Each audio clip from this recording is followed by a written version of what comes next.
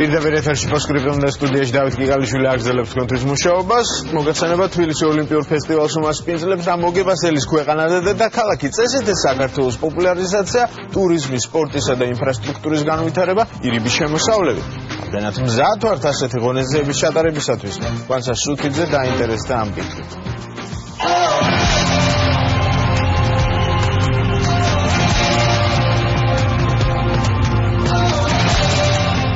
ნიდერლანდების ქალაქ უტრეხტში ახალგაზრდული ოლიმპიადა დასრულდა. დახურვის ცერემონიალზე დროშა თბილისს, როგორც ოლიმპიადის მომავალ მასპინძელ ქალაქს ოფიციალურად გადმოეცა.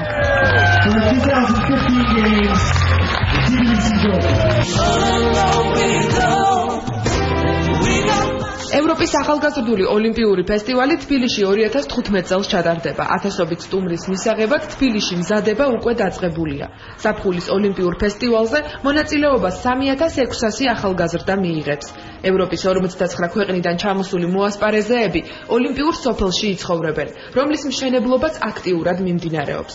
თბილისის ზღვის ტერიტორიაზე არსებული მშენებლობა ჩინური კომპანიის ხვალინგის ინვესტიციაა. ჩვენი ინვესტიცია 150 მილიონს შეადგენს. ოლიმპიური სოფლის ტერიტორიაზე 8 კორპუსი შენდება. ოლიმპიადის პერიოდში უსაწყიდოდ გადაეცემა სახელმწიფო.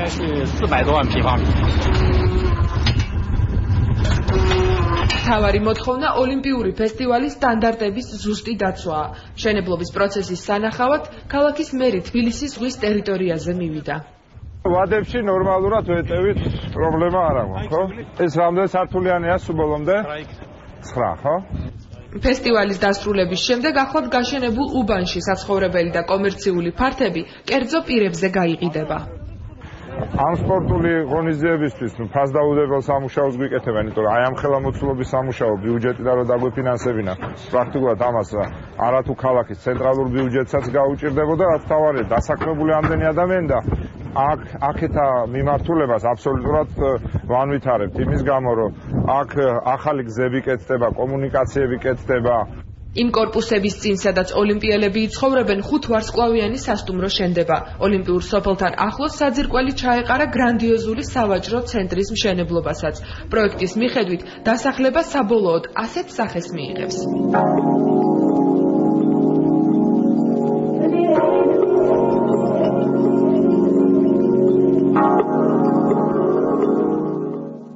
ეს არის გათვლილი იმაზე, რომ ჩვენმა მოქალაქეებმა, ვისაც ექნება და ღმერთთვაქნას ბევრს ჰქონდეს შესაძლებლობა, იყიდოს გაიუმჯობესოს შესაძლებლობა, იმიტომ რომ ახალი უბანი ნიშნავს ახალ პერსპექტივას. ახლა ბევრი დაინახავს, რომ შეიძლება ამ უბანში ცხოვრება ჯობია, შეიძლება გაყიდოს სხვაგან ვინა და მოვიდეს აქ იცხოვროს.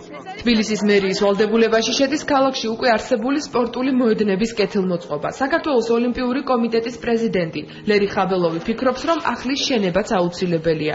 თბილისის ზღვის ტერიტორიას სავარაუდოდ ერთი მულტიფუნქციური მოედანი შეემატება. სპორტული ტანვარში ტარდება ღონისძიება და ამ ფაქტობრივად ეს დარბაზი და ამგვარი დარბაზი ეს ღონისძიება ჩატარდეს არ გაგოჩნია. მეორე იქნება ცურვის აუზი. გაუცნობა ეს ფაქტობრივად ძალიან პრობლემატურად მიმაჩნია ეს საკითხიც. 2 წელია დარჩენილი მთლიანობაში რა ვიღოთ და ეს სამი დარბაზი პრობლემატურია და ფიქრობ რომ After the Netherlands city of Utrecht, the European Youth Olympic Festival torch will be relayed to the Georgian capital, Tbilisi. თბილისი ოლიმპიური ფესტივალის მასპინძელ ქალაქად 2010 წელს ბელგრადში გამართულ ოლიმპიური კომიტეტის ასამბლეაზე დასახელდა. ჩაიწერა ჰიმნი და დამზადებულია საინფორმაციო ვიდეო რგოლები. We are not just inviting you to experience Tbilisi, we are inviting you to step into the future together with us. განსაკუთრებით ემზადებიან ოლიმპიადის მთავარი გმირები. ქართველი სპორტსმენები ახლახან უტრეხტში გამართული ოლიმპიური ფესტივალიდან 8 მედლით დაბრუნდნენ. ჩემ ცხოვრებაში ყველაზე დიდი გზნობა ამისთვის ვემზადებით რამდენი ხანი არა. რო დაგიფასდება ის შრომა და ის წვალება ძალიან დიდი სიხარულია. გიორგი კაციაშვილმა და ერეკლე არხოზაშვილმა ოქროს მედლები მოიპოვეს. ჩემპიონები ახლა უმცროს სპორტსმენებთან ერთად ვარჯიშობენ, რომლებიც 2015 წელს თბილისში იასპარეზებენ. ოლიმპიადისთვის მზადება და ჩემპიონობა გორის ძიუდოს დარბაზისთვის უწყო არ არის. აქ აღზრდილი ლაშა შავდათუაშვილის წარმატება დამწყებთათვის საუკეთესო მაგალითია. სტეონლი იყო ის რომ ჩვენ დავაზარდეთ ოლიმპიური ჩემპიონი. მე შევეცდები რომ ძიუდოში აქტიურად ემზადებიან გოგონები, მათ რიგებში არაერთი პრიზიორია. წინჯერ მსოფლიო ჩემპიონატი ელით მაიამიში. შემდეგ გადაწყდება 2015 წელს მოასპარეზეთა სრული შემადგენლობაც. თავიდან უკვე სკოლაში რომ მივიდოდი, მასწავლებლები მეუბნებოდნენ რა გოგო სპორტია ეს, გამოდი. ეხლა კიდე სხვანაირად ფიქრობენ და ძალიან მიხარია ეს. ახალგაზრდები ერთმანეთს სპორტის 9 სახეობაში შეეჯიბრებიან. ყველაზე მეტი მედალი მძლეოსნობაში თამაშდება, ამიტომ საქართველოს ნაკრები თბილისის ოლიმპიადაზე დიდ იმედებს ამყარებს.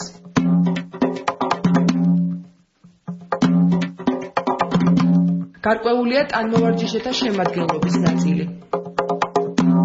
ოლიმპიადაში მონაწილეობას 13-დან 17 წლამდე სპორტსმენები მიიღებენ. ტანმოვარჯიშეები საათობით ვარჯიშობენ და მათ სპორტულ კარიერაში პირველი ოლიმპიადის თბილისში ჩატარება გულშემატკივრის სიმრავლის გამოახარებს.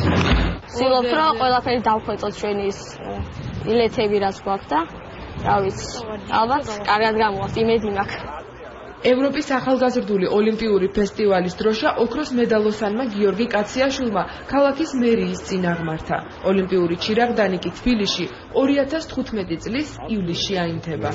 Tbilisi will be the 5th capital to host the festival.